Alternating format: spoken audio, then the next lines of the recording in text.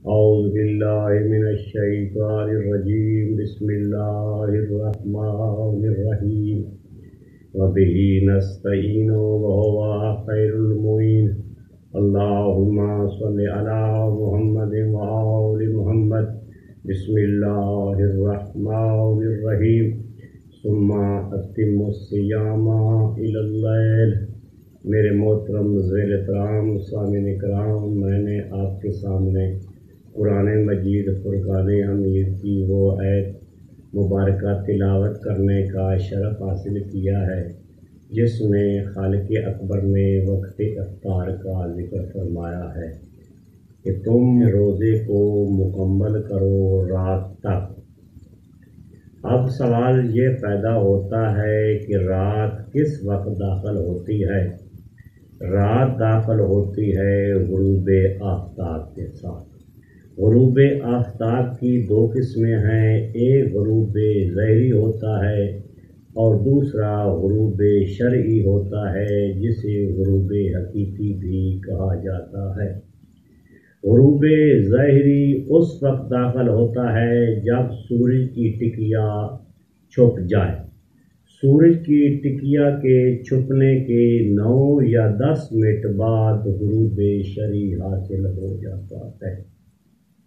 جدید سائنسی تحقیق کے مطابق بھی غروب ظاہری اور غروب شرعی کے درمیان تقریباً 9 یا 10 منٹ کا فاصلہ ہوتا ہے۔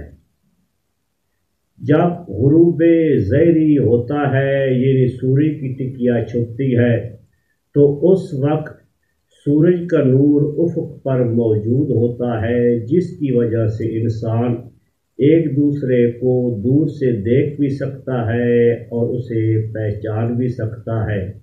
اس وقت کو شام کہا جاتا ہے جس کے لیے قرآن مجید میں 2 لفظ استعمال ہوئے ہیں، ایک لفظ اصیلہ استعمال ہوا ہے اور دوسرا لفظ بالعشی استعمال ہوا ہے۔ اب خالق فرما رہا ہے کہ تم اپنے روزے کو مکمل کرو رات تک، یہ نہیں فرما رہا کہ تم روزے کو مکمل کرو شام تک۔ غروب شرعی اس وقت حاصل ہوتا ہے کہ جب مشرق کی طرف سے نمایاں ہونے والی سرخی زائل ہو جائے تو اس وقت افق پر سیاہ دھاری چھا جاتی ہے اور رات کی ابتدا ہو جاتی ہے۔ تو جب قرآن و حدیث کا دقت سے مطالعہ کیا جائے تو افطار کا تعلق غروب ظاہری کے ساتھ نہیں ہے بلکہ غروب شرعی کے ساتھ ہے، اور غروب شرعی اس وقت ہوتا ہے کہ جب افق پر سیاہ دھاری چھا جائے، اندھیرا چھا جائے تو وقت افطار ہو جاتا ہے۔ اب دیکھنا یہ ہے کہ اسلاف اہل سنت روزہ غروب ظاہری کے ساتھ افطار کیا کرتے تھے یا غروب شرعی کے ساتھ افطار کیا کرتے تھے؟ اس سوال کا جواب دینے کے لیے میں اہل سنت حضرات کی یہ معتبر کتاب پیش کرنا چاہتا ہوں۔ کتاب کا نام ہے فقہ حضرت ابو بکر، اس کے مؤلف ہیں ڈاکٹر محمد رواس قلعجی۔ اس کتاب کا ترجمہ کیا ہے مولانا عبدالقیوم صاحب نے، اور یہ کتاب چھپی ہے ادارۃ المعارف الاسلامی منصورہ لاہور کی طرف سے۔ اس کتاب کا صفحہ نمبر 206 ہے۔ یہ لکھتے ہیں کہ روزے دار کا روزہ غروب آفتاب کے ساتھ مکمل ہو جائے گا۔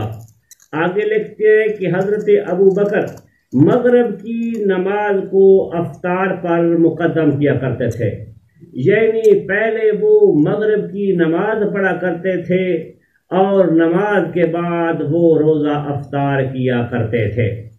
مغرب کی نماز کی 7 رکھتے ہیں اور نماز سے پہلے اذان دی جاتی ہے، اور اذان کے لیے تقریباً 3 یا 4 منٹ درکار ہوتے ہیں، اور اس کے بعد وہ مغرب کی نماز پڑھا کرتے تھے، اور مغرب کی نماز 7 رکعتوں پر مشتمل ہے۔ تو 7 رکعت نماز ادا کرنے کے لیے تقریباً 7 یا 8 منٹ ضرور درکار ہوتے ہیں۔ تو جب اس ٹائم کو جمع کیا جائے تو یہ بنتے ہیں 9-10 منٹ۔ تو یہی فرق ہے غروب ظہری کے درمیان اور غروب شرعی کے درمیان۔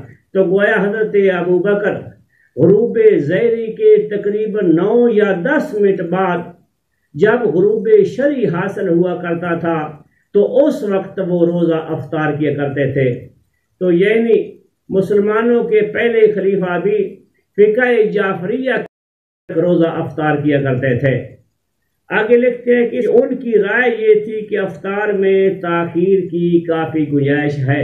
یہ جملہ قابل ذکر ہے۔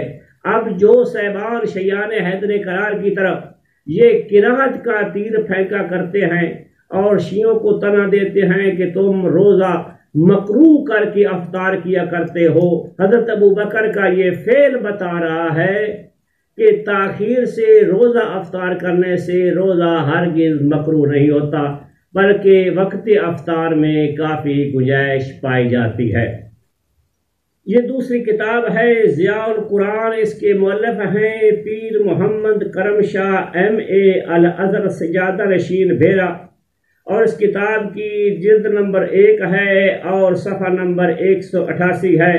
یہ قرآن مجید کی اسی آیت کی تفسیر یعنی ثم اتموا الصیام الی اللیل کے تحت لکھتے ہیں کہ صبح صادق سے لے کر رات آنے تک روزہ رکھو۔ حضور صلی اللہ علیہ وآلہ وسلم نے اپنے اس ارشاد سے وضاحت بھی فرما دی ہے کہ اذا ادبر النہار من ہا ہنا واقبل اللیل من ہا ہنا، جب ادھر یعنی مغرب سے دن پیٹ پھیر دے اور ادھر مشرق سے رات آ جائے، وہ وقت افطار ہے۔